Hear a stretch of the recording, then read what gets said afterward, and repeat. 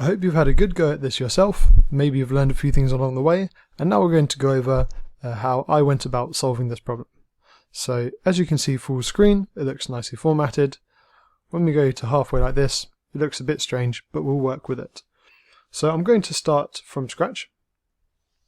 So I'm going to first of all create the HTML.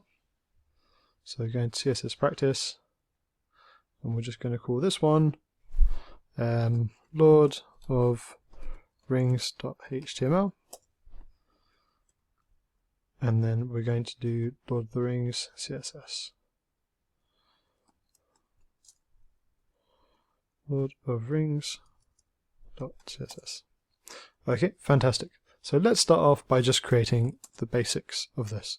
So it looks like we want to have a header that says and you, by the way, you can choose whatever movie you wanted. I just decided to go for a parody of the lovely film Lord of the Rings. So that looks like it's by itself. And then we have these two boxes. So as you can see, we have one box here that has two images and a different background color, and we also have one at the bottom here. So I'm assuming that to create these boxes, I think the best way is that we create a div. So I'm going to create a div here. I don't have a class yet, so I'm going to leave that blank. But we want to have two images, and we want to have a background color. So we'll come back to that. We'll put image in here. We don't have a source just yet because we don't have the images. We can use those momentarily. Now that we've created this div, we're going to have one more div just at the bottom here. This is going to be for the copyright. So I'm just going to create one more div here with the paragraph saying copyright Lord 2019 some rights reserved. Okay, fantastic. So as you can see, these have different fonts from here and up here. So we're going to have to use classes for this and IDs. First things first, let's just make sure that this is at least the basics of it is at least working. So let's give this a try. And let's open it. Here we go, Lord of the Rings. Okay, that's looking not so fancy, but we're getting somewhere at least. As you can see, that's very, very different. So the next thing I'm going to do is get the images. So I'm going to take this text and see if I can get a nice image.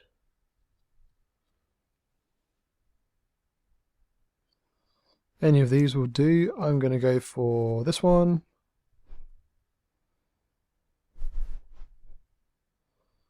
Put this, okay, so this is CSS Practice, perfect. So I'm just going to do Lord, that'll be Lord.jpg. So I'm going to make sure I include that in here, Lord.jpg. And then let's get a picture for coming soon.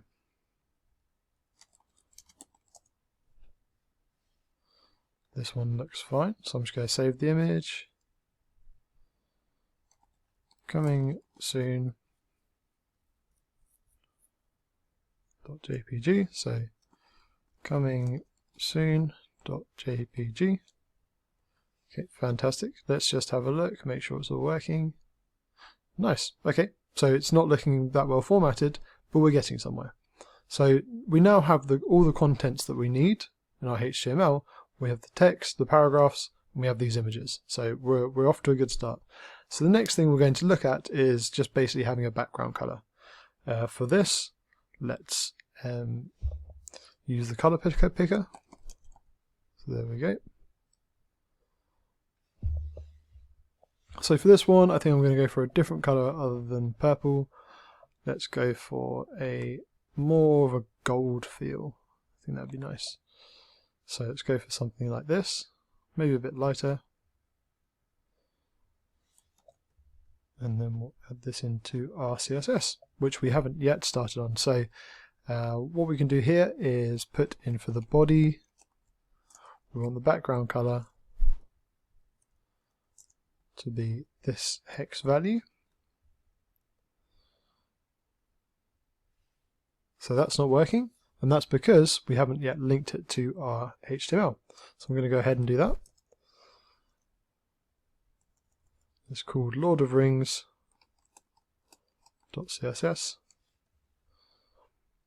Perfect, now we have the background color.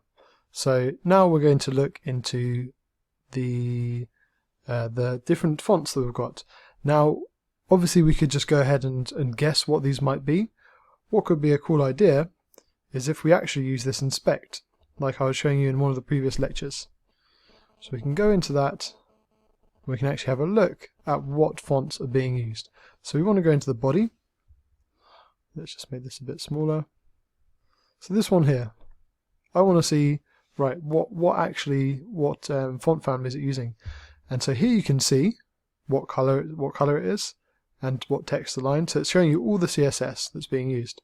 So this is the font family that's being used. So I could just copy this whole line.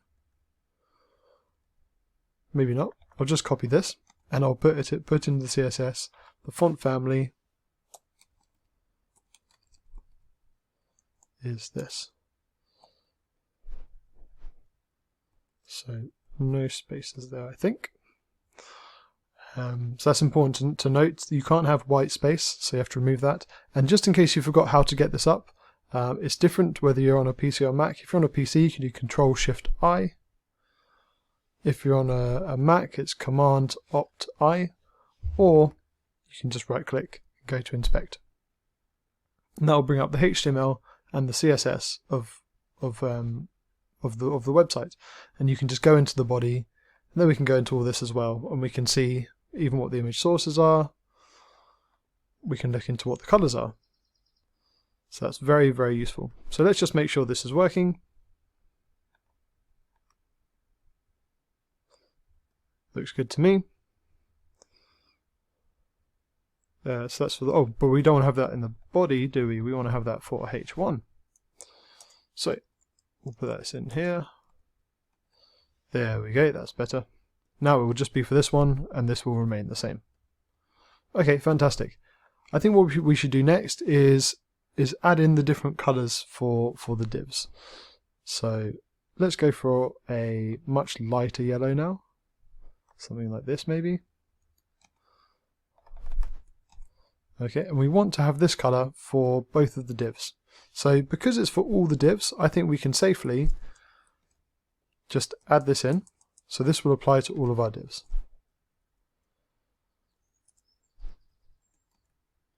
So sometimes you may not want to do this, and you may want to stick to just your classes, but because we know that it's going to be in all the divs, I think we're quite safe. So now the images, now they're a bit of a problem because they're so big. So let's take a look at the images. Because we want all the images to be the same again, we don't need to worry about creating classes or IDs at this point. So I'm just going to put their width as, let's go for 30%. Okay, now it's starting to look a lot better. Okay, so now what we want to do is we want to add a few different things. So let's start with moving this div over to the right a little bit. So what we're going to do here is we need to create a class because we don't want both of our divs to be in the middle, although we want to have the same background color. So we're going to create a different class that we can use to style just this div here at the top that contains the images. So we're going to call this image container. Okay, fantastic. So for this, what we want to do is, can you remember what kind of position we might want for this? So the one we want to use is relative. And then we want to say how far away from the left we want it to be. And I'm going to say, let's go for 100 pixels. Let's take a look, see how that is. Okay, that's because we haven't actually assigned the div to the div. Sorry, the class to the div. So let's put class equals image con. Let's see which one that is. img. Okay. Container. Fantastic. Now if I refresh this, there we go. That's looking better now. Okay, and the width is looking fine for that. Now let's try and get this div down to the bottom. So we're going to have to create another class. Or we could very well be using IDs for this as well. So maybe actually for this one I'm going to use an ID, and I just need to change the keyboard type because it keeps changing. So here we go. If I do the hash to create an ID instead of a class, so this is going to be, let's just call it copyright. Lowercase. And in here we basically just want to make sure that this goes right to the bottom. So the position for this one is actually going to be absolute, and we want it to be from the bottom, let's just say like 10px or something, not too much at all. And then we need to assign copyright, of course, to the div. So this isn't a class though, it's an ID, and I think we just call it copyright. If I refresh this now, lovely, it's appearing here at the bottom. So now we're really starting to get somewhere. Let's move this to the middle and update that a little bit. So h1, text align, center. Excellent. Let's change this a bit. Let's make our paragraphs to be, I think the size should be a bit larger, so I'm going to put font size, let's go for 14 pixels. No, let's go for 24 pixels. Okay, that's looking a bit better. So you can see we're slowly but surely getting closer to that. Let's choose a different color for our text. Let's go for a nice red. Go like a tomatoey red. And we're going to just do color for the font color. So we'll do that for both the paragraph and the header. So that's looking a lot better now. So it looks like the last thing we just need to do, the only thing that's looking kind of different now, is the font of the header. So let's look into that as to why that might be happening.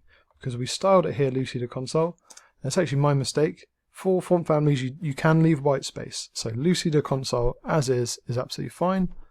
Fantastic. And there we have it. Now we have our basic coming soon website.